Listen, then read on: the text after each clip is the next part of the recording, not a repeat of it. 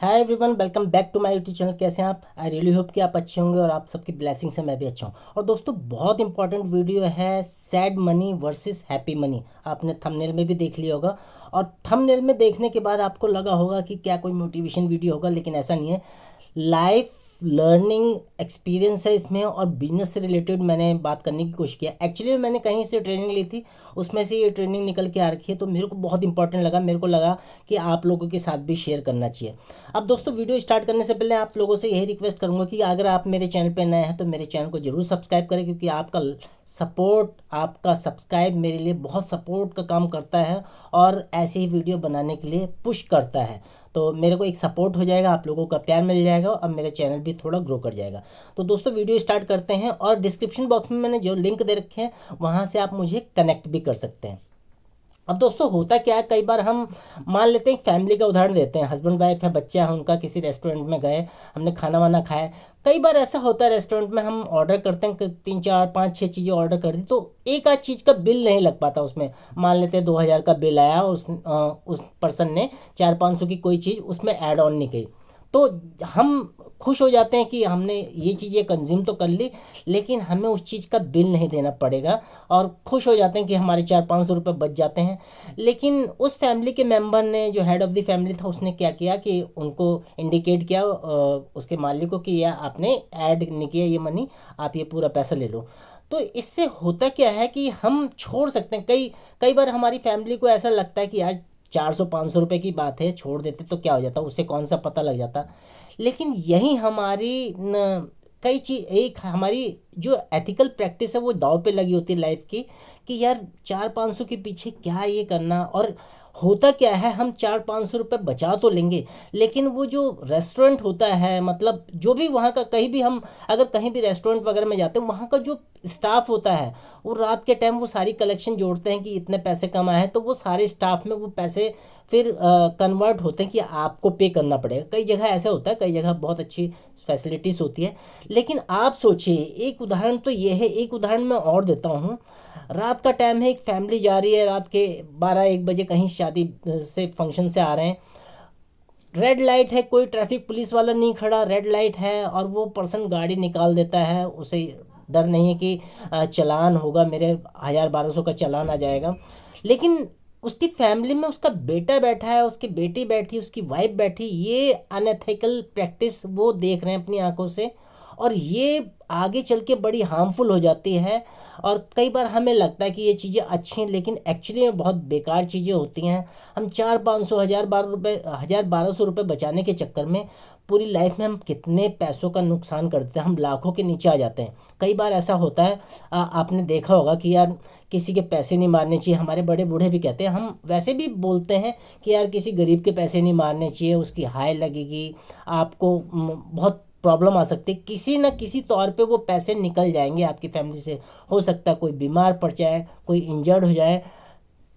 500 600 रुपये बचाने के चक्कर में, मतलब आपने वो बचाए, उससे पार्टी कर लोगे, कुछ भी कर लोगे, लेकिन लाखों का खर्चा आपका बढ़ जाता है।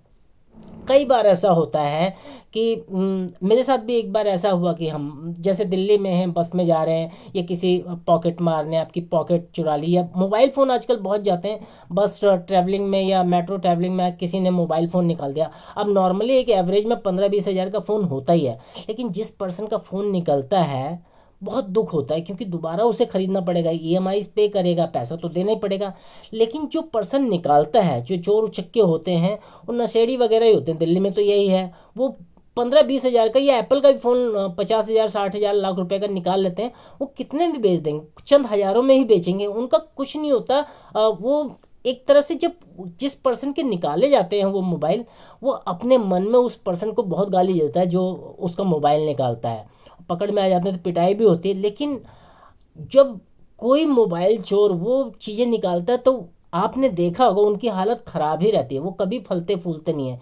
इसीलिए बोला गया है, ये किसी को तंग करके, परेशान करके, उसे रोता हुआ करके उसके उससे मनी अर्न करना, ये कहलाता है सैड मनी। और ये जीवन में कभी सक्सेस नहीं मिलती इससे, कभी वो पैसा फलता फूलता नहीं है। वो पैसा जिस तरह से आता है उसी तरह से जाता है। इसके रिवर्स में अगर हम हैप्पी मनी की बात करें, तो दोस्तों हैप्पी मनी वो होती है जो किसी को खुश करके, उससे कंट्रीब्यूट करके और उससे खुश करके ली गई और उससे आप अर्न कर रहे हो, उसको भी एक मौका दे रहे हैं अर्न करने का, तो ये हमेशा पैसा फलता फूलता है।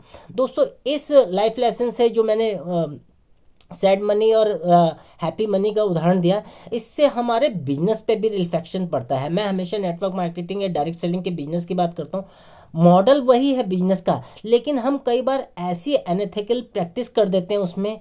हम सोचते हैं कि जैसे मैंने रेड लाइट का उदाहरण दिया कि हम पार कर जाएंगे, किसी को क्या पता लगता है, लेकिन वो हमें लाइफ में पे करना होता है। इसी तरह अगर नेटवर्क मार्केटिंग के किसी बिजनेस में बात करें, हम बहुत सारे अनएथिकल प्रैक्टिस करते हैं।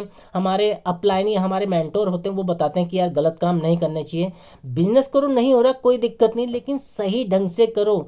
कोई भी ऐसी प्रैक्टिस मत करो जो आपके बिजनेस पे इम्पैक्ट करे, क्योंकि एक गुड ह्यूमन बीइंग जो अच्छा होगा उसका रिफ्लेक्शन वो उस बिजनेस पे ही पड़ेगा। अगर वो पर्सन बेकार होगा, मन से अच्छा नहीं होगा, उसका बिहेव अच्छा नहीं होगा, तो वो रिफ्लेक्शन उसके बिजनेस पे भी पड़ेगा। और ये चीज़ें छुपती नहीं है दोस्तों, पता लग जाती हैं। क्योंकि जैसे नेटवर्क मार्केटिंग में बोलते हैं कि डाउनलाइंस आर वॉचिंग यू, मतलब जितनी भी हमारी डाउनलाइन है, हम डायरेक्टली हमें नहीं देख रही, लेकिन ये चीज़ छुपती नहीं है, लग जाता पता कि यार जैसे मेरे साथ है, कोई देखे कि यार आनंद तो वैसे काम कर रहा है, ये अच्छा काम कर रहा है, बुरा काम, डाउनलाइन पहचान लेती है और दे आर वॉचिंग यू और दे आर लर्न, आपसे सीखती है वो टीम। और तो अगर अच्छा एथिकल प्रैक्टिस करेंगे तो अच्छे बिजनेस मोड में जाएंगे, अनएथिकल प्रैक्टिस करेंगे तो मोड आपका गलत रहेगा और बिजनेस वो फलता फूलता नहीं है। आप चाहे कितनी भी आईडीज लगा लो, कितने प्रोडक्ट बेच लो, कितनी टीम बना लो, कितना नेटवर्क खड़ा कर लो, अगर आप गुड ह्यूमन बीइंग नहीं है, तो सबसे पहले इस बिजनेस में मेरे को लगता है कि सबसे बड़ी जो शर्त है नेटवर्क मार्केटिंग और डायरेक्ट सेलिंग की, लोग कहते हैं हमें नेटवर्किंग करनी चाहिए, ये करना चाहिए, वो करना चाहिए, लेकिन मेरे को उस ट्रेनिंग से यही लर्निंग मिली कि हमें पहला जो नेटवर्क मार्केटिंग डायरेक्ट सेलिंग के लिए बोला गया, मैंने 3 पॉइंट नोट भी कर रखे हैं। सबसे पहले तो आपको गुड ह्यूमन बीइंग होना चाहिए। अगर आप गुड ह्यूमन बीइंग फर्स्ट हैं, तो सेकंड आपको अच्छा मार्केटर होना चाहिए, और देन थर्ड लास्ट में आता है आपको नेटवर्कर होना चाहिए। तो ये 3 क्वालिटी हैं, अगर इनको आप फॉलो करेंगे, एक एथिकल बिजनेस बिल्ड करोगे, बेशक से आपकी बहुत बड़ी टीम ना बने। मैं ये नहीं कह रहा, मैं खुद अपने आप को महसूस करता हूँ कि चाहे मेरी 1000-2000 लोगों की टीम ना हो, लेकिन 50 लोग हों, बिल्कुल एथिकल वे में काम हो रहा हो, अच्छे से काम हो रहा हो, शांति से पैसा कमाया जा रहा है, सबको अर्निंग हो रही हो, गुड अच्छा इन्वायरमेंट हो, कोई गलत काम ना हो रहा हो, तो ये बहुत अच्छा पैसा फलेगा फूलेगा, रियल प्रॉफिट होगा, इसमें कोई और चीज़ नहीं है। तो इस वीडियो से हमें यही लेसन मिला, जो मैंने रेड लाइट का एग्जांपल दिया, मोबाइल चोर का एग्जांपल दिया, जीवन में भी दोस्तों कितनी चीज़ें हो जाती हैं हमारे साथ कि हम 400-500 या चंद हज़ार रुपए बचाने के चक्कर में कितने गलत काम कर देते हैं।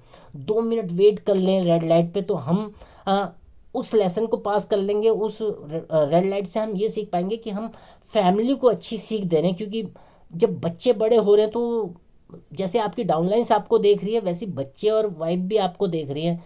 वो देख रहे हैं कि ये पर्सन गलत काम कर रहा है या अच्छा काम कर रहा है, वो रिफ्लेक्शन आएगा आपकी लाइफ में और चीज़ें कहीं ना कहीं गलत चले जाएंगी। तो लाइफ लेसन और बिजनेस से रिलेटेड लेसन दोनों है इसमें कॉम्बिनेशन, इसीलिए ये नाम दिया मैंने, थंबनेल पे बनाया भी है, sad money versus happy money. तो इन दोनों में कॉम्बिनेशन अगर समझ पाएंगे आप, बहुत अच्छे से अपनी लाइफ को भी जी पाएंगे और बिजनेस को भी इंजॉय कर पाएंगे और बहुत अच्छे से कर पाएंगे। तो आई होप आपको ये वीडियो पसंद आया होगा। मैंने अपनी तरफ से समझाने की कोशिश की सरल शब्दों में, जो मैंने ट्रेनिंग दी थी थोड़े मुश्किल शब्द थे, लेकिन मुझे पूरी आशा है ये वीडियो आपको पसंद आया होगा। इस वीडियो को कम से कम 1% के साथ जरूर शेयर करें, मेरे चैनल को सब्सक्राइब करें, लाइक करें मेरे वीडियो को, और कोई भी अगर कमेंट्स आप करते हैं इसमें, आप अपने थॉट लिख सकते हैं, कमेंट बॉक्स में लिख सकते हैं कि हो सकता है आपके साथ ये हुआ हो, चंद हज़ार रुपए बचाने के चक्कर में आपने बहुत बड़ा लॉस अपने बिजनेस से भी अपनी लाइफ से भी खोया हो। तो इस वीडियो को एंड करते हैं, मिलते हैं नेक्स्ट वीडियो में। तब तक अपना और अपने परिवार का ध्यान रखिए। और हाँ, एक बार फिर मैं आप लोगों से यही रिक्वेस्ट करता हूँ, प्लीज़ प्लीज़ प्लीज़ मेरे चैनल को सब्सक्राइब करें और मेरी इस जर्नी में मेरा साथ दें। Thank you so much.